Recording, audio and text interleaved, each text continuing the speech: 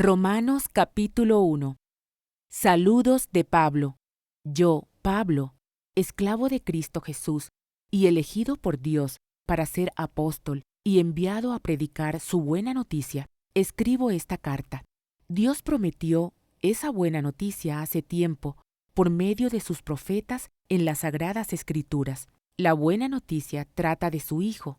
En su vida terrenal, él fue descendiente del rey David y quedó demostrado que era el Hijo de Dios cuando fue resucitado de los muertos mediante el poder del Espíritu Santo. Él es Jesucristo, nuestro Señor. Por medio de Cristo, Dios nos ha dado a nosotros como apóstoles el privilegio y la autoridad de anunciar por todas partes a los gentiles lo que Dios ha hecho por ellos, a fin de que crean en Él y lo obedezcan, lo cual dará gloria a su nombre. Ustedes están incluidos entre los gentiles que fueron llamados a pertenecer a Jesucristo. Les escribo a todos ustedes, los amados de Dios, que están en Roma y son llamados a ser su pueblo santo. Que Dios, nuestro Padre, y el Señor Jesucristo les den gracia y paz. La buena noticia de Dios.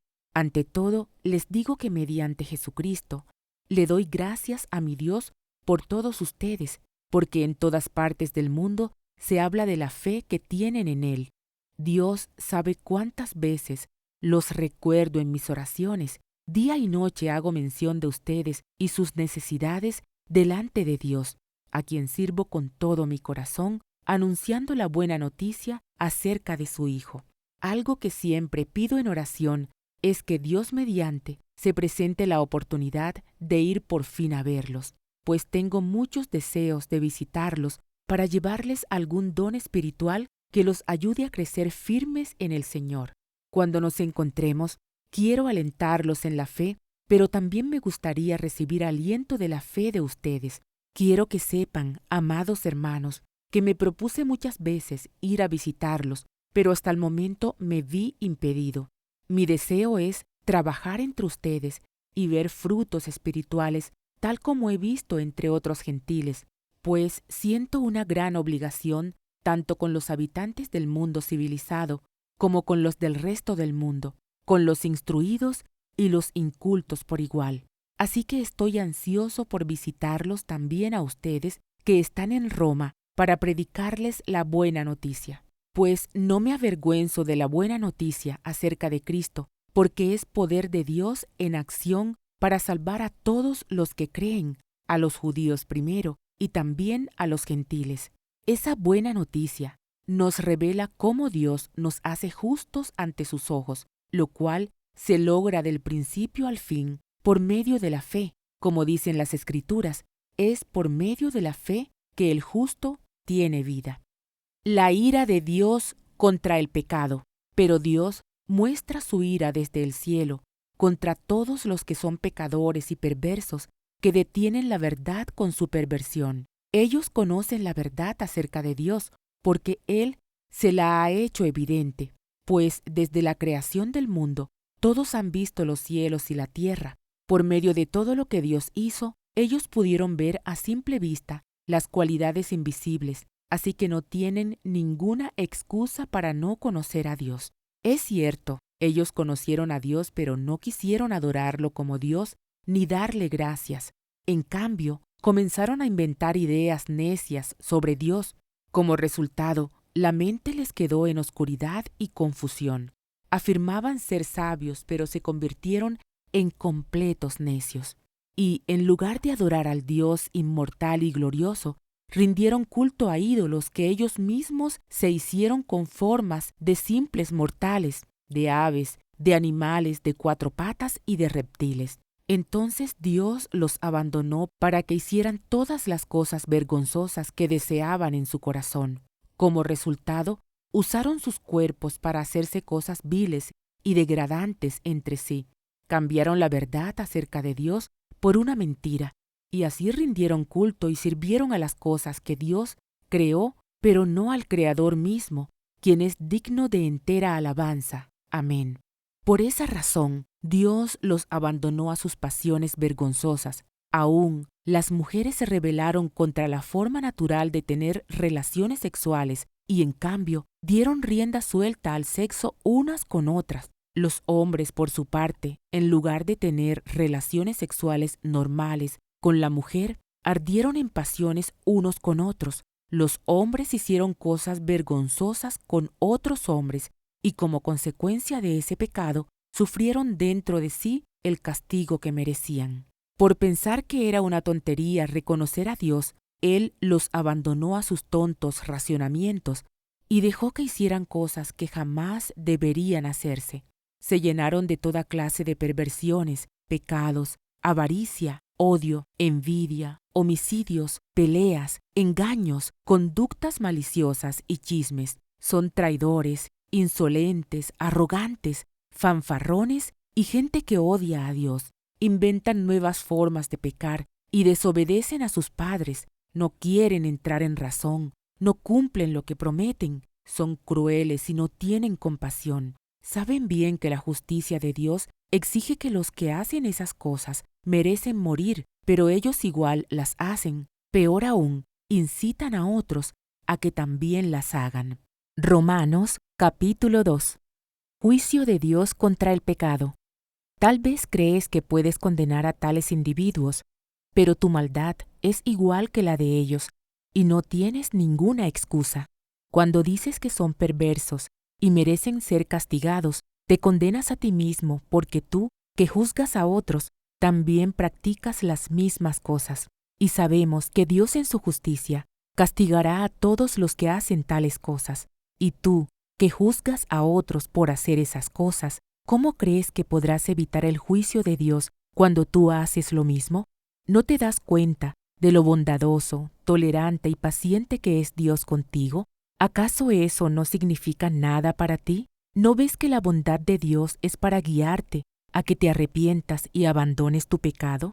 Pero eres terco y te niegas a arrepentirte y abandonar tu pecado. Por eso vas acumulando un castigo terrible para ti mismo, pues se acerca el día de la ira, en el cual se manifestará el justo juicio de Dios.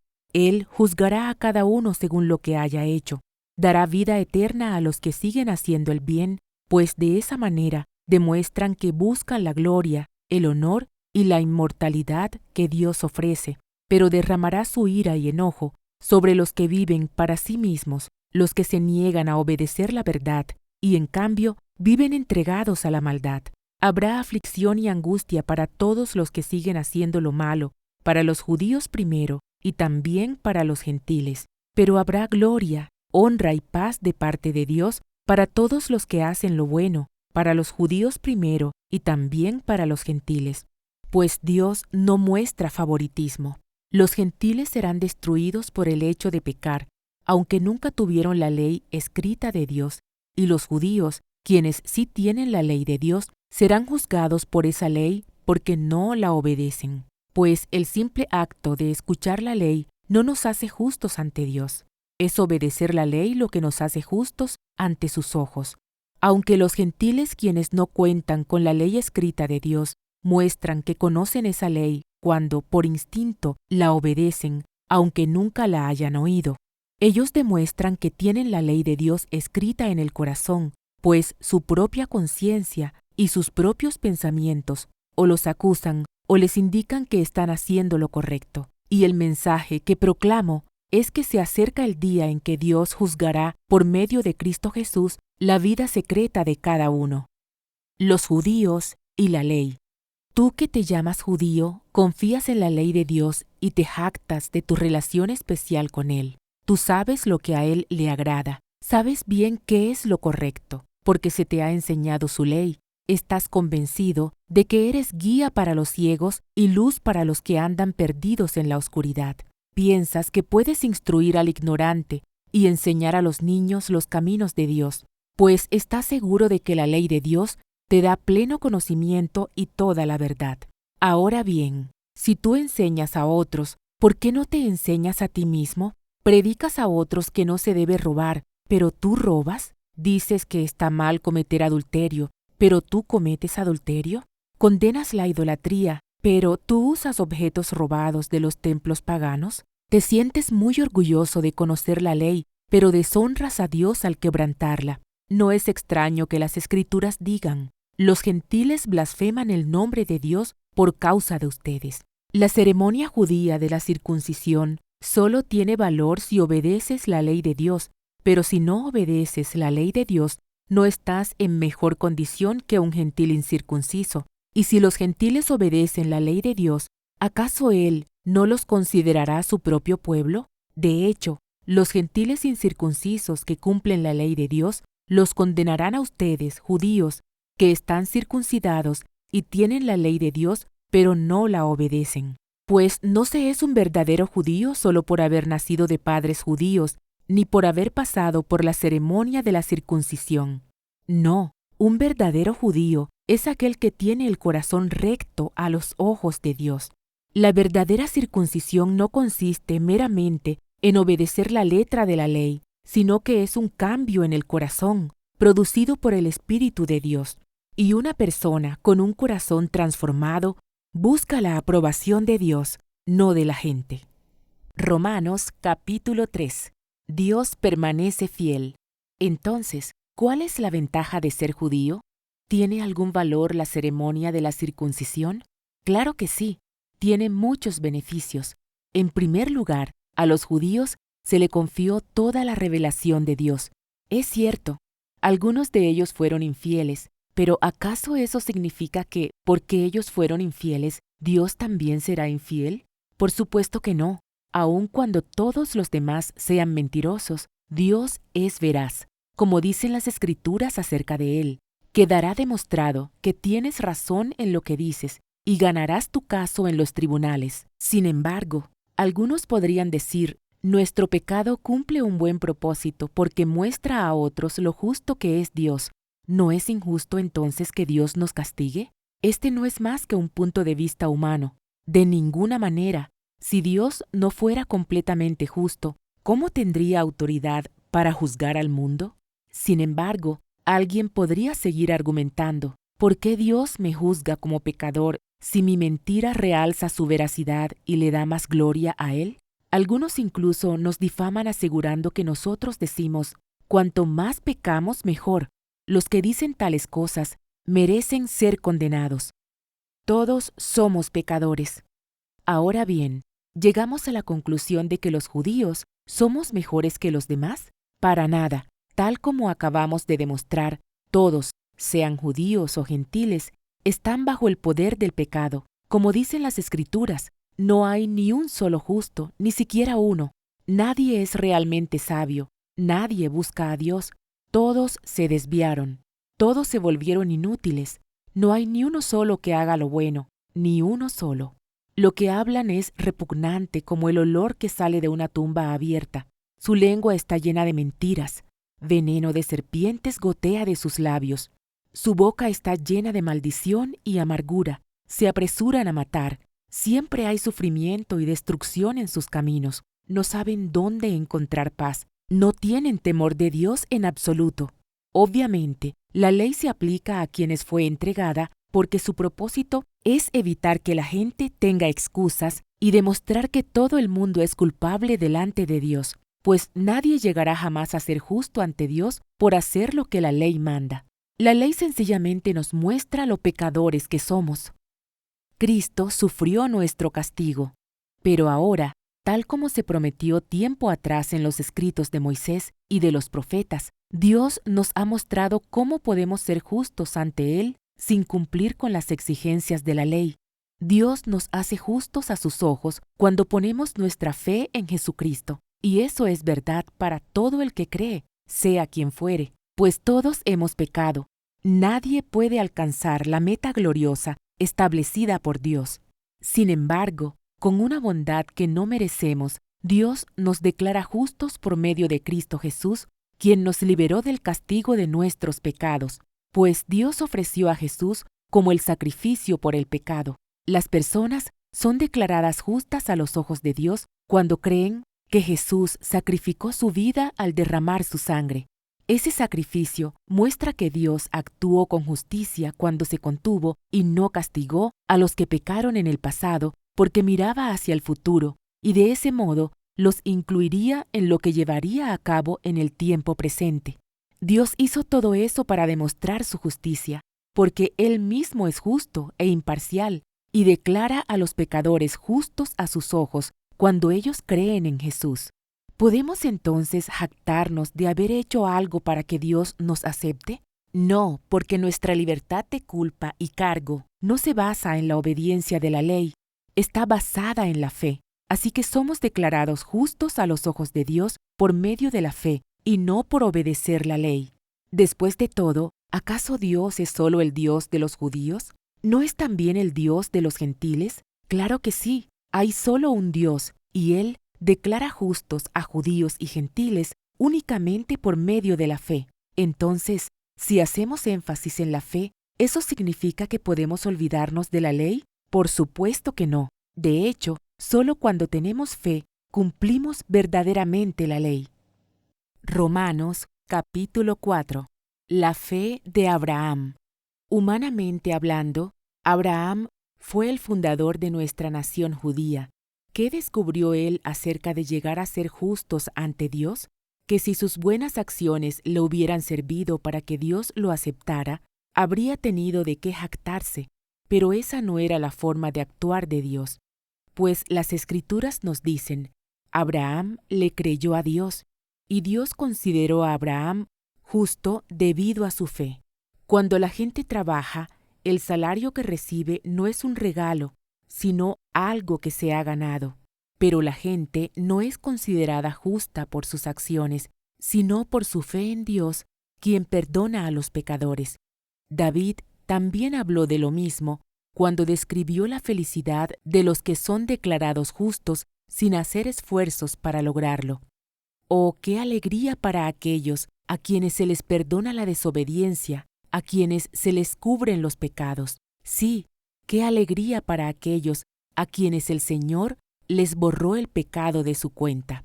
Ahora bien, ¿es esta bendición solamente para los judíos o es también para los gentiles incircuncisos?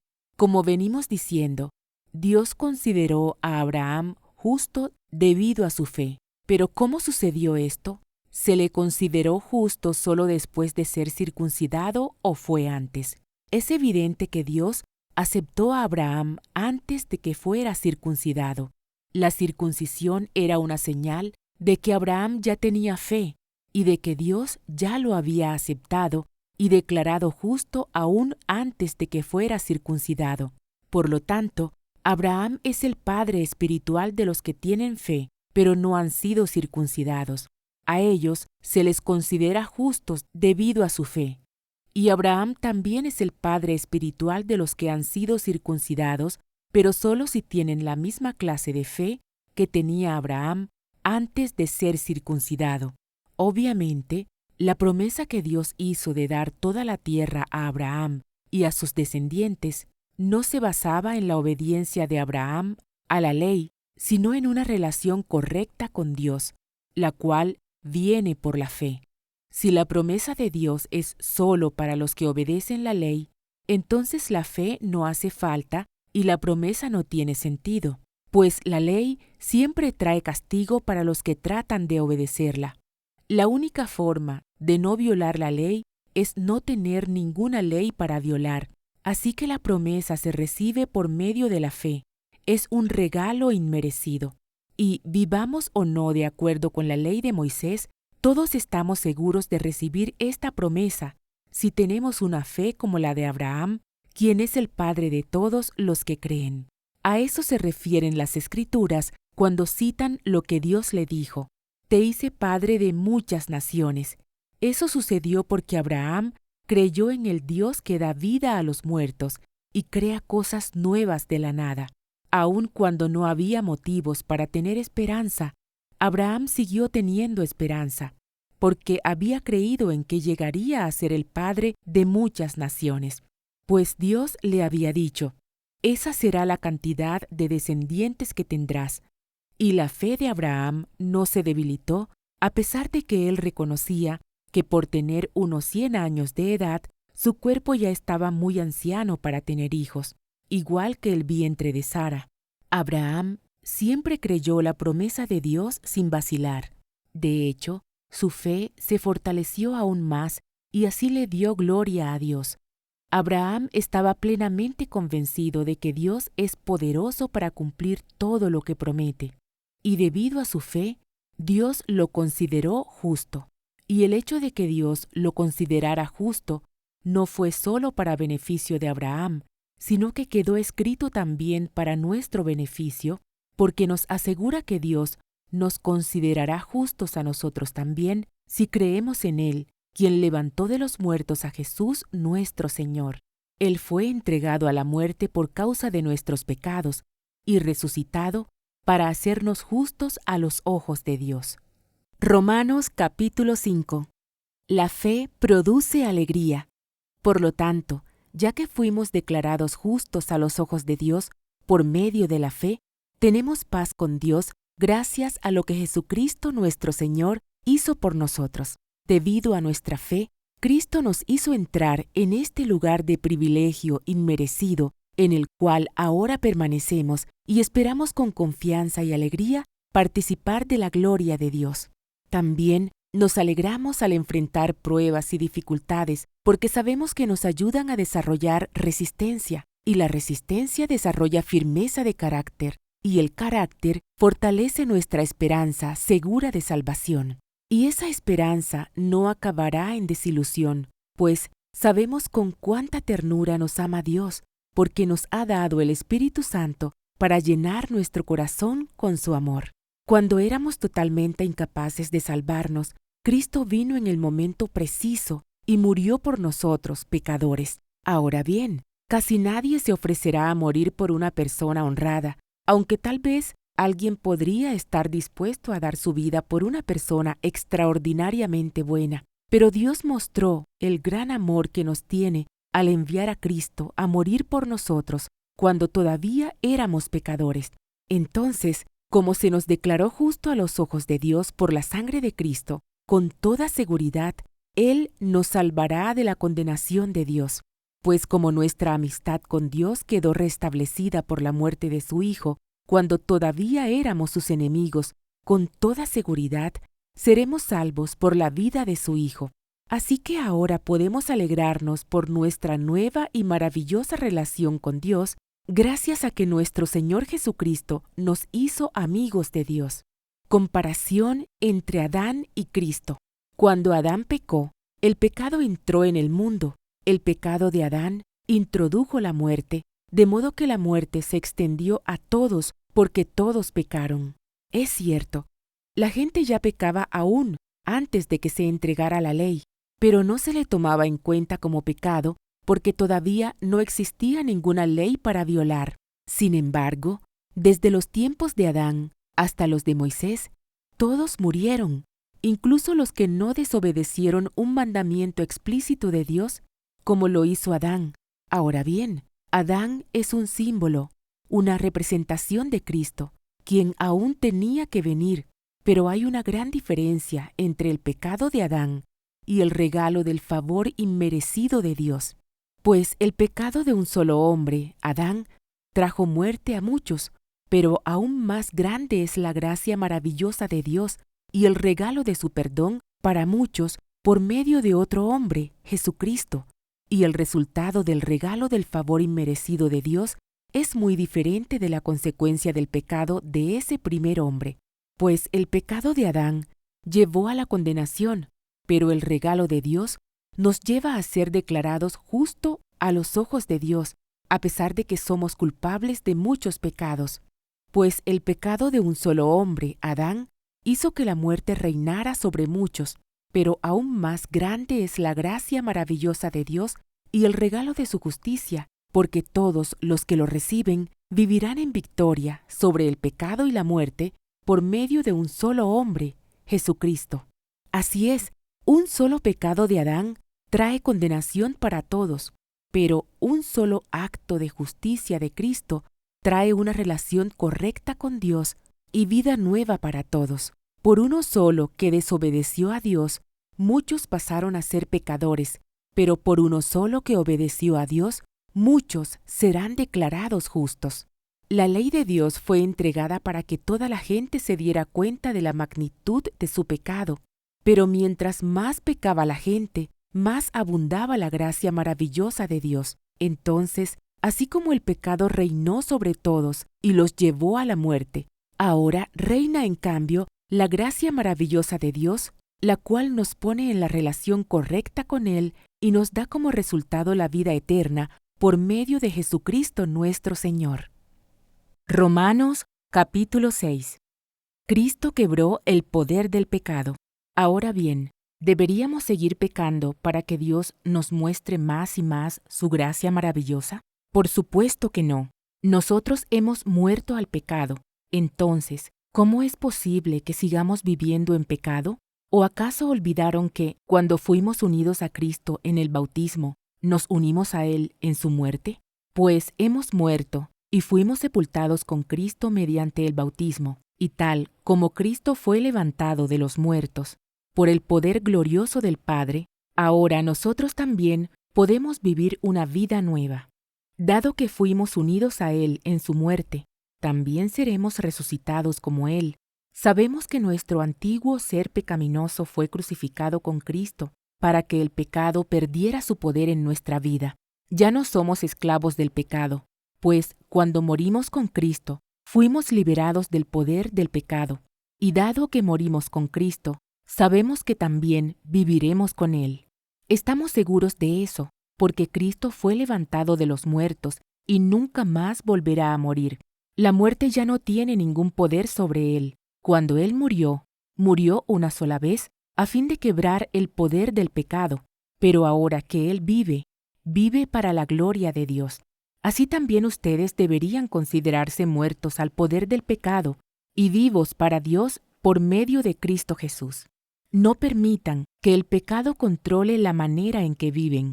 No caigan ante los deseos pecaminosos. No dejen que ninguna parte de su cuerpo se convierta en instrumento del mal para servir al pecado. En cambio, entréguense completamente a Dios, porque antes estaban muertos, pero ahora tienen una vida nueva. Así que usen todo su cuerpo como un instrumento para hacer lo que es correcto para la gloria de Dios. El pecado ya no es más su amo, porque ustedes ya no viven bajo las exigencias de la ley. En cambio, viven en la libertad de la gracia de Dios. Ahora bien, ¿eso significa que podemos seguir pecando porque la gracia de Dios nos ha liberado de la ley? Claro que no. ¿No se dan cuenta de que uno se convierte en esclavo de todo lo que decide obedecer? Uno puede ser esclavo del pecado, lo cual lleva a la muerte, o puede decidir obedecer a Dios, lo cual lleva a una vida recta. Antes ustedes eran esclavos del pecado, pero gracias a Dios, ahora obedecen de todo corazón la enseñanza que les hemos dado. Ahora son libres de la esclavitud del pecado y se han hecho esclavos de la vida recta.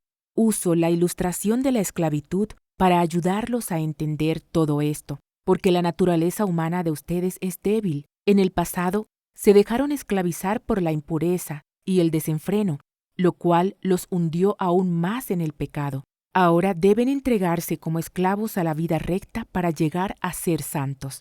Cuando eran esclavos del pecado, estaban libres de la obligación de hacer lo correcto. ¿Y cuál fue la consecuencia? Que ahora están avergonzados de las cosas que solían hacer, cosas que terminan en la condenación eterna. Pero ahora quedaron libres del poder del pecado y se han hecho esclavos de Dios. Ahora hacen las cosas que llevan a la santidad y que dan como resultado la vida eterna. Pues la paga que deja el pecado es la muerte, pero el regalo que Dios da es la vida eterna por medio de Cristo Jesús, nuestro Señor. Romanos capítulo 7. No más atados a la ley. Ahora bien, amados hermanos, ustedes que conocen la ley, ¿no saben que la ley se aplica solo mientras una persona está viva? Por ejemplo, cuando una mujer se casa, la ley la une a su marido mientras él viva, pero si él muere, las leyes del matrimonio ya no se aplican a ella. Así que mientras su marido viva, ella cometería adulterio si se casara con otro hombre, pero si el esposo muere, ella queda libre de esa ley y no comete adulterio cuando se casa de nuevo. Por lo tanto, mis amados hermanos, La cuestión es la siguiente. Ustedes murieron al poder de la ley cuando murieron con Cristo, y ahora están unidos a aquel que fue levantado de los muertos. Como resultado, podemos producir una cosecha de buenas acciones para Dios. Cuando vivíamos controlados por nuestra vieja naturaleza, los deseos pecaminosos actuaban dentro de nosotros, y la ley despertaba esos malos deseos que producían una cosecha de acciones pecaminosas, las cuales nos llevaban a la muerte. Pero ahora fuimos liberados de la ley porque morimos a ella y ya no estamos presos de su poder. Ahora podemos servir a Dios, no según el antiguo modo, que consistía en obedecer la letra de la ley, sino mediante uno nuevo, el de vivir en el Espíritu. La ley de Dios revela nuestro pecado. Ahora bien, ¿acaso sugiero que la ley de Dios es pecaminosa? De ninguna manera. De hecho, fue la ley la que me mostró mi pecado.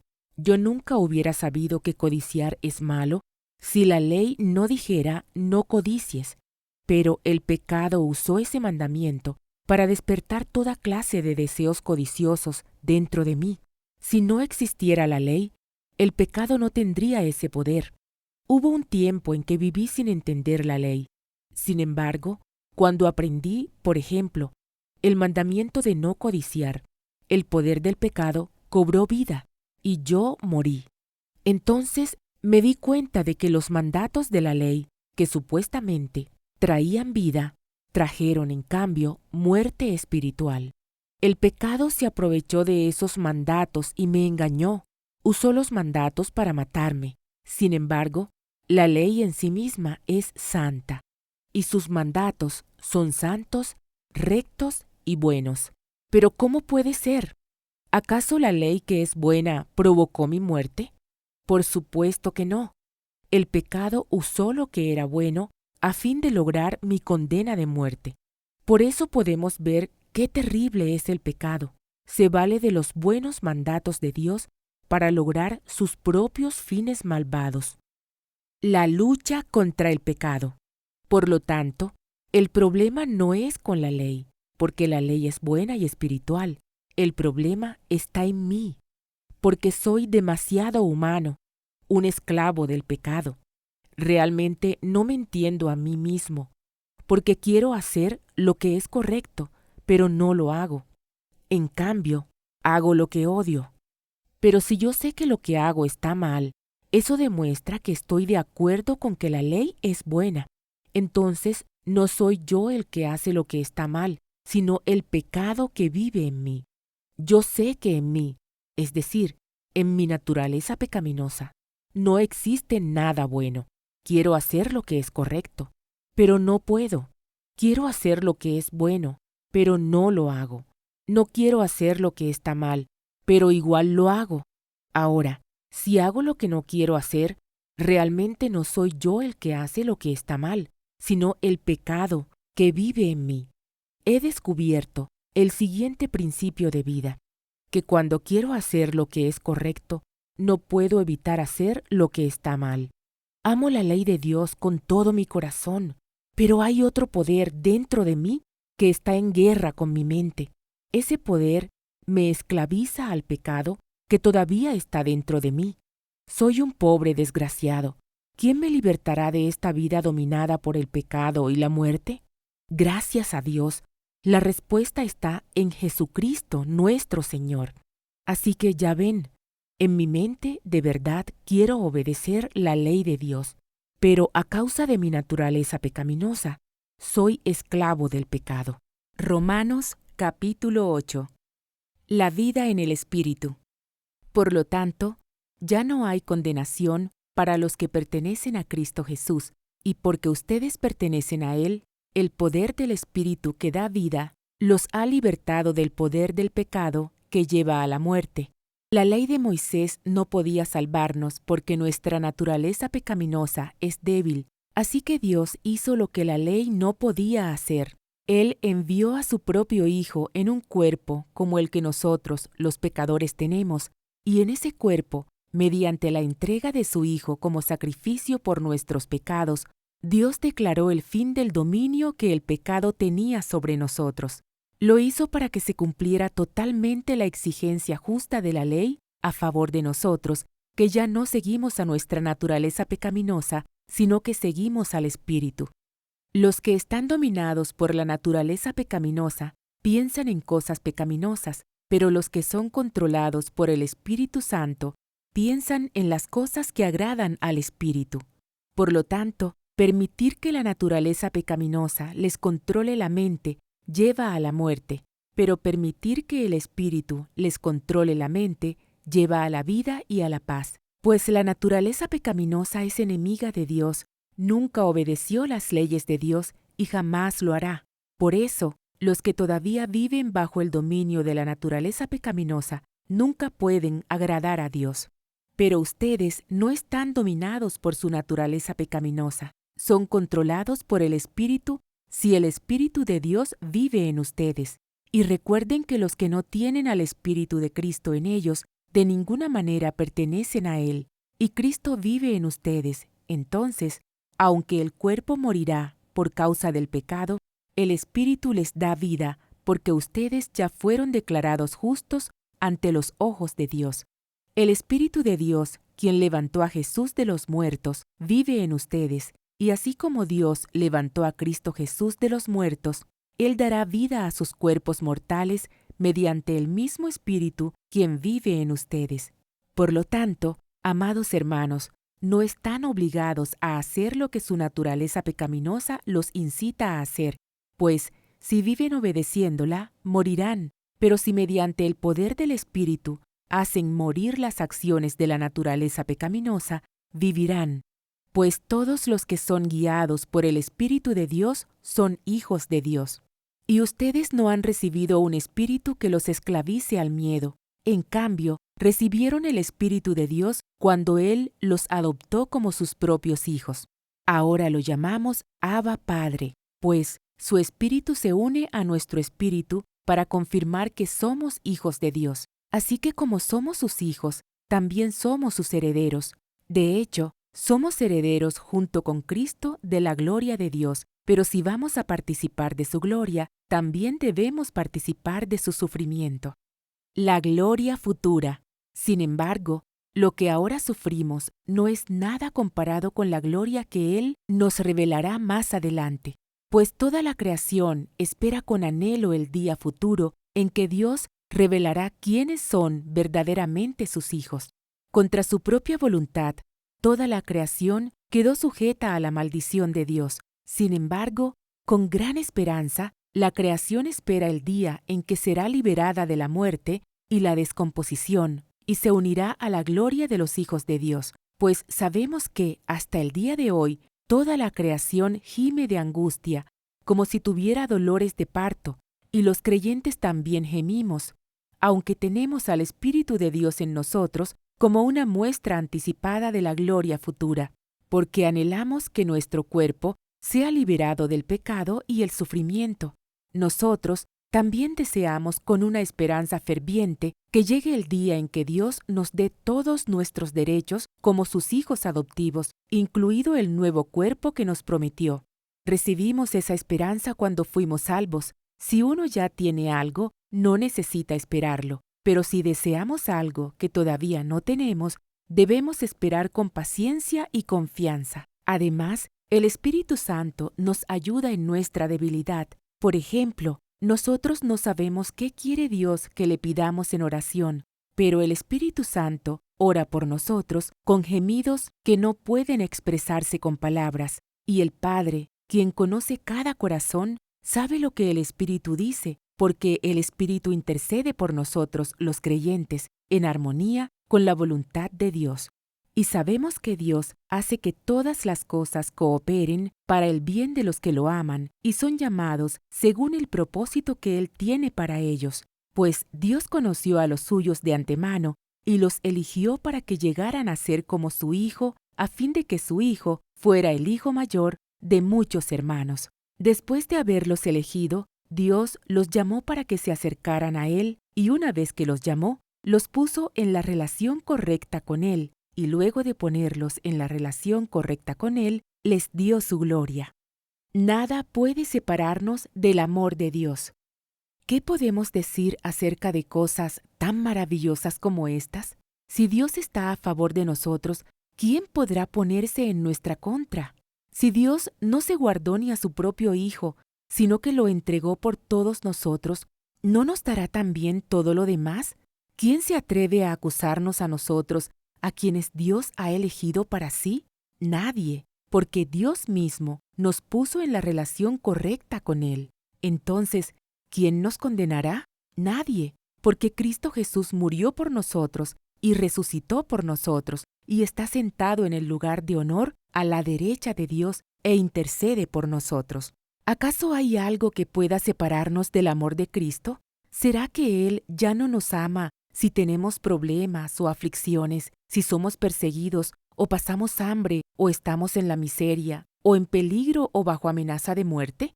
Como dicen las Escrituras, por tu causa nos matan cada día, nos tratan como a ovejas en el matadero. Claro que no. A pesar de todas estas cosas, nuestra victoria es absoluta por medio de Cristo, quien nos amó. Y estoy convencido de que nada podrá jamás separarnos del amor de Dios, ni la muerte, ni la vida, ni ángeles, ni demonios, ni nuestros temores de hoy, ni nuestras preocupaciones de mañana, ni siquiera los poderes del infierno pueden separarnos del amor de Dios. Ningún poder en las alturas, ni en las profundidades. De hecho, nada en toda la creación podrá jamás separarnos del amor de Dios que está revelado en Cristo Jesús, nuestro Señor. Romanos capítulo 9. Dios elige a Israel. Con Cristo de testigo, hablo con toda veracidad. Mi conciencia y el Espíritu Santo lo confirman. Tengo el corazón lleno de amarga tristeza e infinito dolor por mi pueblo, mis hermanos judíos. Yo estaría dispuesto a vivir bajo maldición para siempre, separado de Cristo, si eso pudiera salvarlos. Ellos son el pueblo de Israel, elegidos para ser los hijos adoptivos de Dios. Él les reveló su gloria, hizo pactos con ellos y les entregó su ley. Les dio el privilegio de adorarlo y de recibir sus promesas maravillosas. Abraham, Isaac y Jacob son los antepasados de los israelitas, y Cristo mismo era israelita en cuanto a su naturaleza humana, y Él es Dios, el que reina sobre todas las cosas, y es digno de eterna alabanza. Amén. Ahora bien, ¿acaso Dios no cumplió su promesa a Israel? No, porque no todos los que nacen en la nación de Israel son en verdad miembros del pueblo de Dios. Ser descendientes de Abraham no los hace verdaderos hijos de Abraham, pues las Escrituras dicen, Isaac es el hijo mediante el cual procederán tus descendientes, aunque Abraham también tuvo otros hijos. Eso significa que no todos los descendientes naturales de Abraham son necesariamente hijos de Dios. Solo los hijos de la promesa son considerados hijos de Abraham, pues Dios había prometido, volveré dentro de 1 año, y Sara tendrá un hijo. Ese hijo fue nuestro antepasado Isaac. Cuando se casó con Rebeca, ella dio a luz mellizos. Sin embargo, antes de que pudieran hacer algo bueno o malo, ella recibió un mensaje de Dios. Este mensaje demuestra que Dios elige a la gente según sus propósitos. Él llama a las personas, pero no según las buenas o malas acciones que hayan hecho. Se le dijo, tu hijo mayor servirá a tu hijo menor. Como dicen las Escrituras, amé a Jacob, pero rechacé a Esaú. ¿Estamos diciendo entonces que Dios fue injusto? Por supuesto que no, pues Dios le dijo a Moisés, tendré misericordia de quien yo quiera y mostraré compasión con quien yo quiera. Por lo tanto, es Dios quien decide tener misericordia, no depende de nuestro deseo ni de nuestro esfuerzo. Pues las Escrituras cuentan que Dios le dijo al faraón, te he designado con el propósito específico de exhibir mi poder en ti y dar a conocer mi fama por toda la tierra. Así que, como ven, Dios decide tener misericordia de algunos y también decide endurecer el corazón de otros para que se nieguen a escuchar. Ahora bien, Ustedes podrían decir, ¿por qué Dios culpa a las personas por no responder? ¿Acaso no hicieron sencillamente lo que Él les exige que hagan? No, no digan eso. ¿Quién eres tú, simple ser humano, para discutir con Dios? ¿Acaso el objeto creado puede preguntarle a su creador, ¿por qué me has hecho así? Cuando un alfarero hace vasijas de barro, ¿no tiene derecho a usar del mismo trozo de barro para hacer una vasija de adorno y otra para arrojar basura?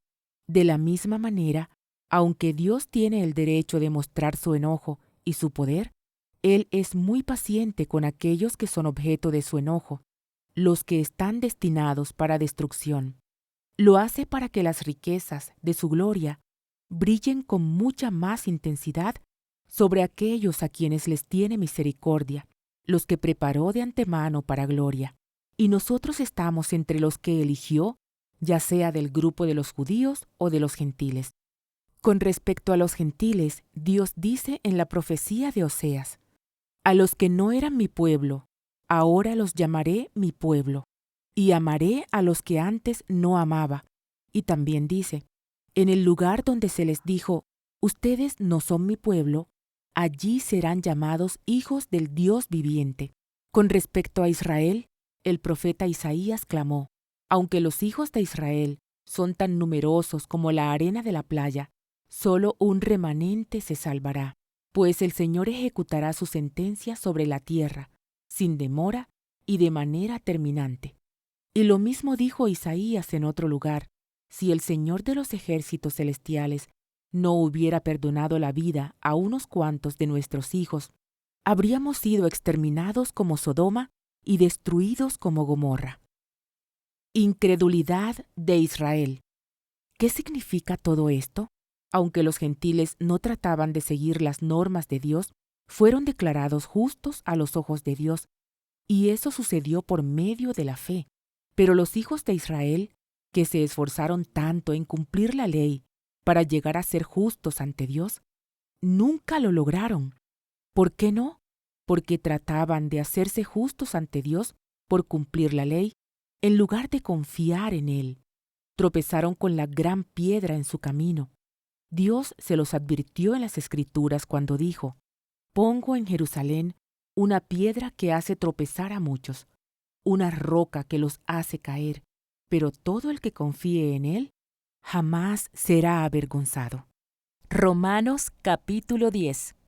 Amados hermanos, el profundo deseo de mi corazón y mi oración a Dios es que los israelitas lleguen a ser salvos.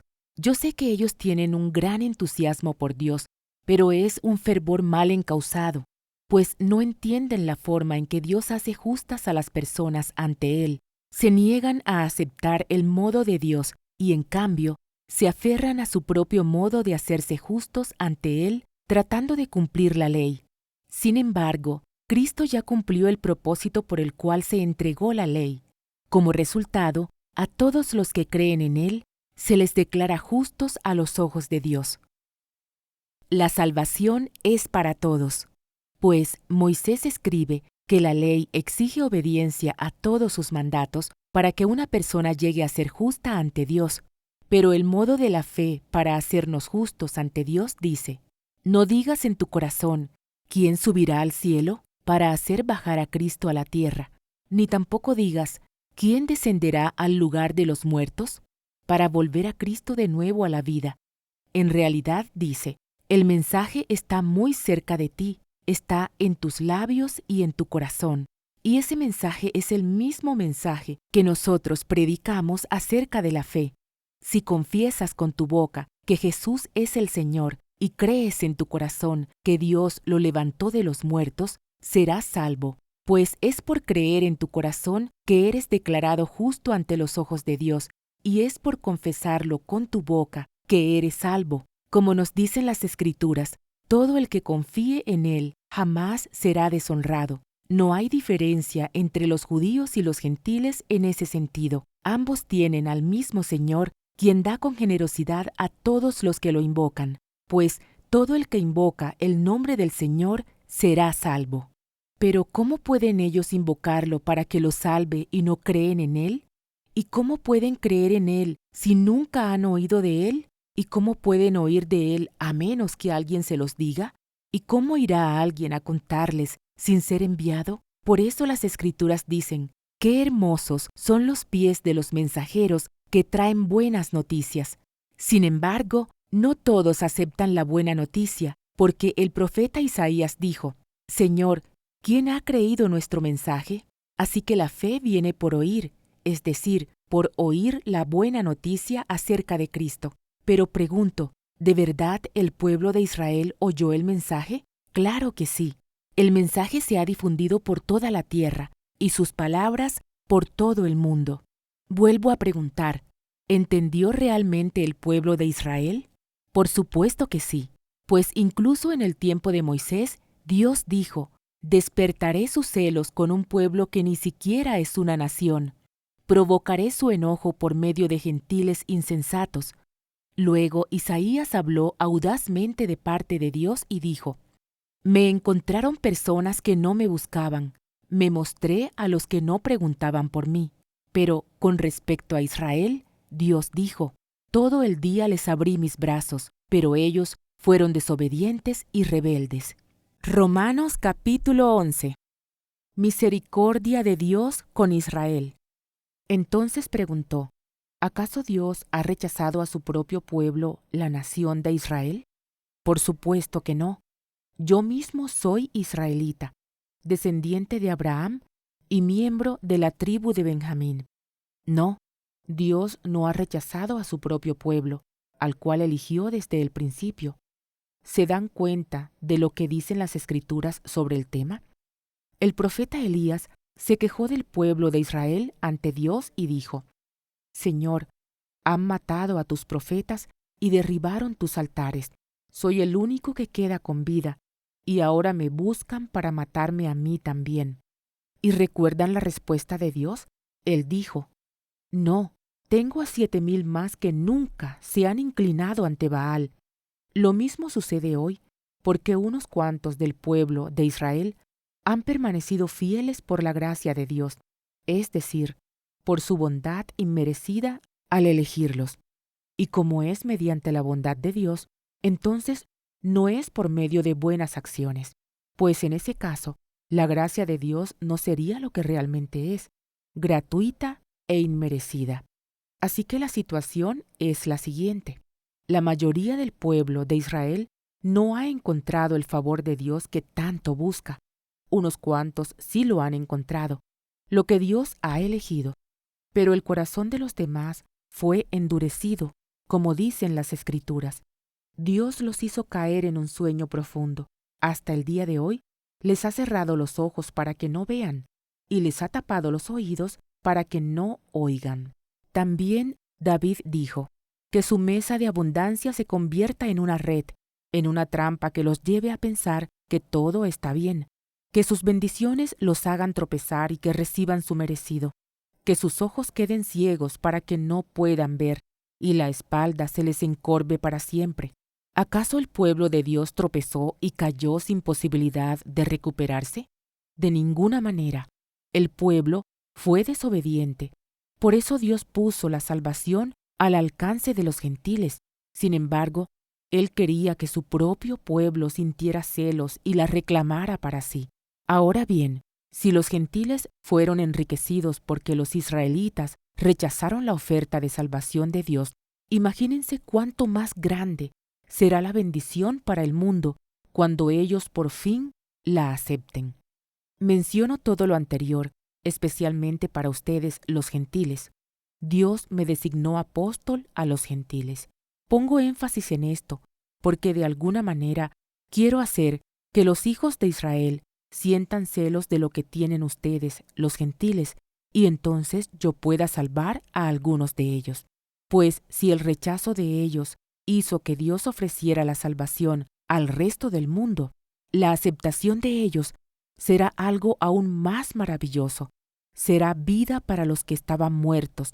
Y dado que Abraham y los otros patriarcas fueron santos, sus descendientes también serán santos, del mismo modo que toda la masa de pan es santa, porque la porción que se da como ofrenda es santa. Pues si las raíces del árbol son santas, las ramas también lo serán. Algunas ramas del árbol de Abraham, algunos del pueblo de Israel, han sido arrancadas, y ustedes, los gentiles, que eran ramas de un olivo silvestre, fueron injertados. Así que ahora ustedes también reciben la bendición que Dios prometió a Abraham y a sus hijos, con lo cual comparten con ellos el alimento nutritivo que proviene de la raíz del olivo especial de Dios.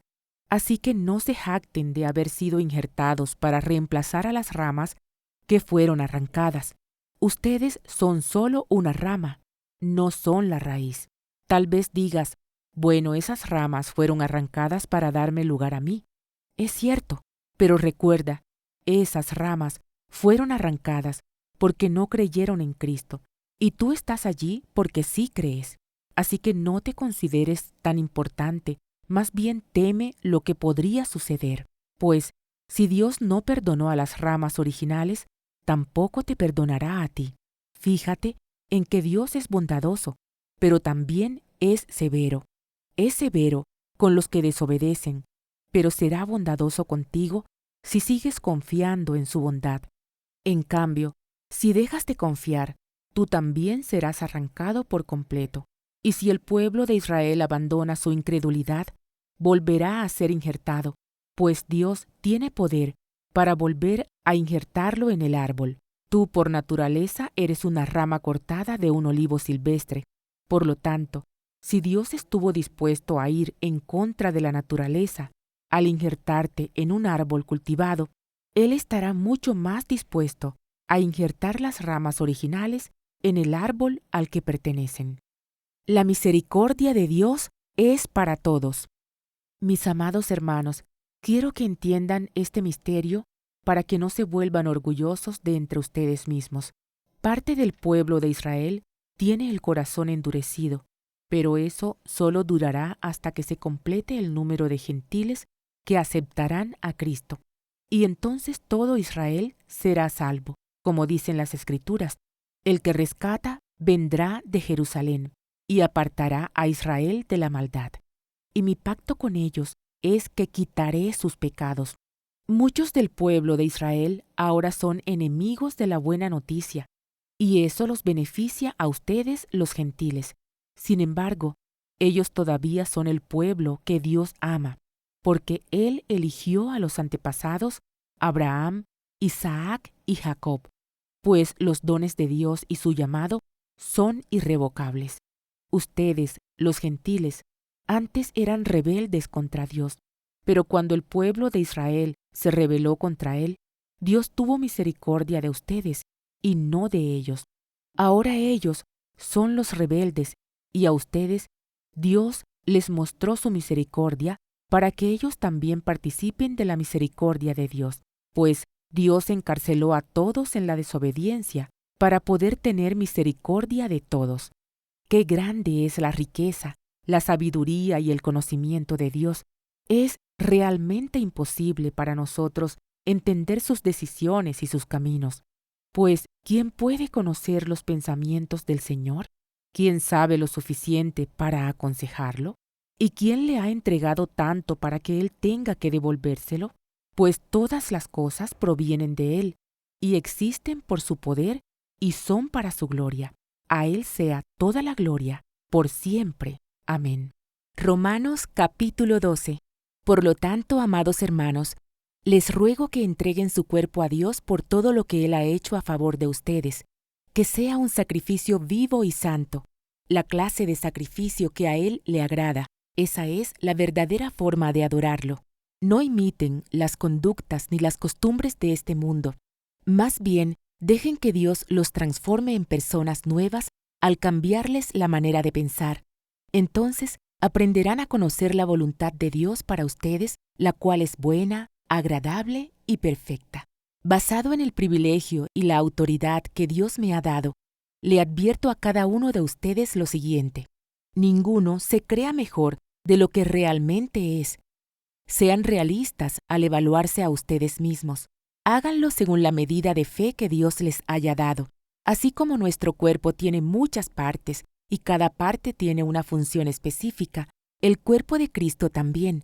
Nosotros somos las diversas partes de un solo cuerpo y nos pertenecemos unos a otros. Dios, en su gracia, nos ha dado dones diferentes para hacer bien determinadas cosas. Por lo tanto, si Dios te dio la capacidad de profetizar, habla con toda la fe que Dios te haya concedido. Si tu don es servir a otros, sírvelos bien. Si eres maestro, enseña bien. Si tu don consiste en animar a otros, anímalos. Si tu don es dar, hazlo con generosidad. Si Dios te ha dado la capacidad de liderar, toma la responsabilidad en serio. Y si tienes el don de mostrar bondad a otros, hazlo con gusto. No finjan amar a los demás, ámenlos de verdad. Aborrezcan lo malo, aférrense a lo bueno. Ámense unos a otros con un afecto genuino y deleítense a honrarse mutuamente. No sean nunca perezosos, más bien trabajen con esmero y sirvan al Señor con entusiasmo. Alégrense por la esperanza segura que tenemos. Tengan paciencia en las dificultades y sigan orando. Estén listos para ayudar a los hijos de Dios cuando pasen necesidad.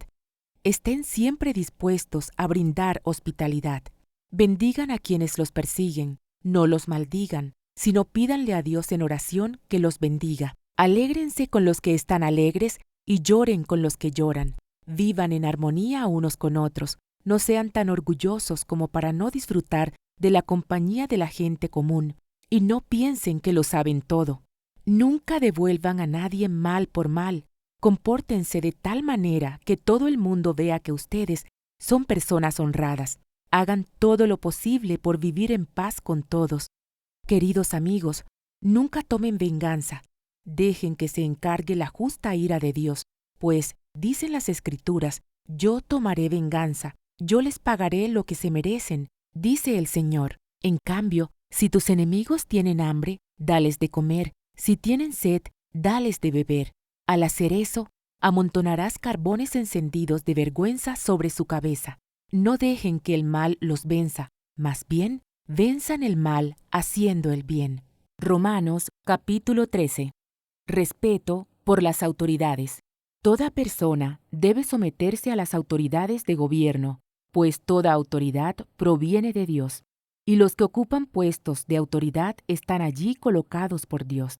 Por lo tanto, cualquiera que se rebele contra la autoridad, se rebela contra lo que Dios ha instituido y será castigado, pues las autoridades no infunden temor a los que hacen lo que está bien, sino en los que hacen lo que está mal. ¿Quieres vivir sin temor a las autoridades? Haz lo correcto, y ellas te honrarán. Las autoridades están al servicio de Dios para tu bien, pero si estás haciendo algo malo, por supuesto que deberías tener miedo, porque ellas tienen poder para castigarte. Están al servicio de Dios para cumplir el propósito específico de castigar a los que hacen lo malo. Por eso tienes que someterte a ellas, no solo para evitar el castigo, sino para mantener tu conciencia limpia. Por esas mismas razones también paguen sus impuestos, pues los funcionarios de gobierno necesitan cobrar su sueldo. Ellos sirven a Dios con lo que hacen. Ustedes den a cada uno lo que le deben, paguen los impuestos y demás aranceles a quien corresponda, y den respeto y honra a los que están en autoridad. El amor cumple con los requisitos de Dios. No deban nada a nadie, excepto el deber de amarse unos a otros. Si aman a su prójimo, cumplen con las exigencias de la ley de Dios, pues los mandamientos dicen, no cometas adulterio, no mates, no robes, no codicies. Estos y otros mandamientos semejantes se resumen en uno solo: ama a tu prójimo como a ti mismo. El amor no hace mal a otros, por eso el amor cumple con las exigencias de la ley de Dios. Esto es aún más urgente, porque ustedes saben que es muy tarde, el tiempo se acaba. Despierten, porque nuestra salvación ahora está más cerca que cuando recién creímos. La noche ya casi llega a su fin. El día de la salvación amanecerá pronto. Por eso, dejen de lado sus actos oscuros como si se quitaran ropa sucia y pónganse la armadura resplandeciente de la vida recta. Ya que nosotros pertenecemos al día, vivamos con decencia a la vista de todos. No participen en la oscuridad de las fiestas desenfrenadas y de las borracheras, ni vivan en promiscuidad sexual e inmoralidad, ni se metan en peleas, ni tengan envidia. Más bien, vístanse con la presencia del Señor Jesucristo, y no se permitan pensar en formas de complacer los malos deseos. Romanos capítulo 14. El peligro de juzgar. Acepten a los creyentes que son débiles en la fe y no discutan acerca de lo que ellos consideran bueno o malo. Por ejemplo, un creyente piensa que está bien comer de todo, pero otro creyente, con una conciencia sensible, come solo verduras. Los que se sienten libres para comer de todo no deben menospreciar a los que no sienten la misma libertad, y los que no comen determinados alimentos no deben juzgar a los que sí los comen, porque a esos hermanos Dios los ha aceptado. ¿Quién eres tú para juzgar a los sirvientes de otro? Su amo dirá, si quedan en pie o caen, y con la ayuda del Señor quedarán en pie y recibirán la aprobación de Él. Del mismo modo, algunos piensan que un día es más sagrado que otro, mientras que otros creen que todos los días son iguales. Cada uno debería estar plenamente convencido de que el día que elija es aceptable. Los que adoran al Señor un día en particular lo hacen para honrarlo a Él. Los que comen toda clase de alimentos lo hacen para honrar al Señor, ya que le dan gracias a Dios antes de comer. Y los que se niegan a comer ciertos alimentos también quieren agradar al Señor y le dan gracias a Dios, pues no vivimos para nosotros mismos, ni morimos para nosotros mismos. Si vivimos, es para honrar al Señor, y si morimos, es para honrar al Señor. Entonces, tanto si vivimos como si morimos, pertenecemos al Señor. Cristo murió y resucitó con este propósito: ser Señor de los vivos y de los muertos. ¿Por qué entonces juzgas a otro creyente? ¿Por qué menosprecias a otro creyente? Recuerda que todos estaremos delante del tribunal de Dios, pues dicen las Escrituras, tan cierto como que yo vivo, dice el Señor, toda rodilla se doblará ante mí, y toda lengua confesará a Dios y le dará alabanza. Es cierto, cada uno de nosotros tendrá que responder por sí mismo ante Dios. Así que, dejemos de juzgarnos unos a otros. Por el contrario, propónganse vivir de tal manera que no causen tropiezo ni caída a otro creyente. Yo sé, y estoy convencido por la autoridad del Señor Jesús, que ningún alimento en sí mismo está mal, pero si alguien piensa que está mal comerlo, entonces, para esa persona está mal. Si otro creyente se angustia por lo que tú comes, entonces no actúas con amor si lo comes. No permitas que lo que tú comes destruya a alguien por quien Cristo murió. Entonces, no serás criticado por hacer algo que tú crees que es bueno. Pues el reino de Dios no se trata de lo que comemos o bebemos, sino de llevar una vida de bondad, paz y alegría en el Espíritu Santo. Si tú sirves a Cristo con esa actitud, agradarás a Dios y también tendrás la aprobación de los demás. Por lo tanto, procuremos que haya armonía en la iglesia y tratemos de edificarnos unos a otros. No destruyas la obra de Dios a causa de lo que comes. Recuerda que todos los alimentos están permitidos. Lo malo es comer algo que haga tropezar a otro. Es mejor no comer carne, ni beber vino, ni hacer ninguna otra cosa que pudiera causar tropiezo a otro creyente. Tal vez crees que no hay nada malo en lo que haces, pero mantenerlo entre tú y Dios. Benditos son los que no se sienten culpables por hacer algo que han decidido que es correcto. Pero si tienes dudas acerca de si debes o no comer algo en particular, entonces es pecado comerlo, pues no eres fiel a tus convicciones. Si haces algo que crees que está mal, pecas. Romanos capítulo 15.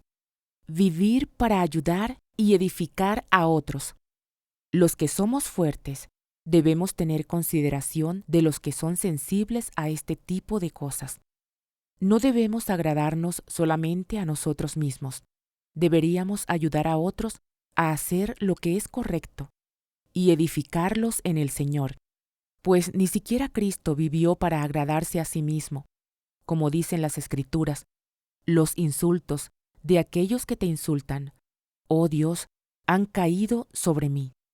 Tales cosas se escribieron hace tiempo en las Escrituras para que nos sirvan de enseñanza. Y las Escrituras nos dan esperanza y ánimo mientras esperamos con paciencia hasta que se cumplan las promesas de Dios. Que Dios, quien da esa paciencia y ese ánimo, nos ayude a vivir en plena armonía unos con otros como corresponde a los seguidores de Cristo Jesús.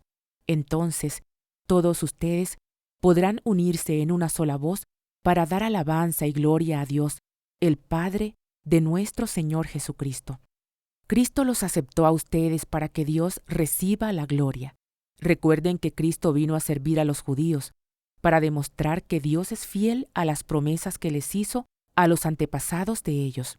También vino para que los gentiles le dieran la gloria a Dios por la misericordia que Él tuvo con ellos. A eso se refería el salmista cuando escribió: «Por eso te alabaré entre los gentiles, cantaré alabanzas a tu nombre». Y en otro lugar está escrito: «Alégrense con el pueblo de Dios ustedes los gentiles». Y además, «Alaben al Señor todos ustedes los gentiles, todos los pueblos de la tierra, alábenlo». Y en otro lugar Isaías dijo: «El heredero del trono de David vendrá y reinará sobre los gentiles. Ellos pondrán su esperanza en él». Le pido a Dios, fuente de esperanza, que los llene completamente de alegría y paz, porque confían en Él. Entonces rebosarán de una esperanza segura mediante el poder del Espíritu Santo. Propósito de la carta. Mis amados hermanos, estoy plenamente convencido de que ustedes están llenos de bondad. Conocen estas cosas tan bien que pueden enseñárselas unos a otros. Aún así, me atreví a escribirles sobre algunos de estos temas, porque sé que lo único que necesitan es recordarlos. Pues por la gracia de Dios, soy un mensajero especial de Cristo Jesús enviado a ustedes, los gentiles. Les transmito la buena noticia para presentarlos como una ofrenda aceptable a Dios, hecha santa por el Espíritu Santo. Así que tengo razón de estar entusiasmado por todo lo que Cristo Jesús ha hecho por medio de mí al servir a Dios. Sin embargo, no me atrevo a jactarme de nada, salvo de lo que Cristo ha hecho por medio de mí al llevar a los gentiles a Dios a través de mi mensaje y de la manera en que he trabajado entre ellos. Los gentiles se convencieron por el poder de señales milagrosas y maravillas y por el poder del Espíritu de Dios.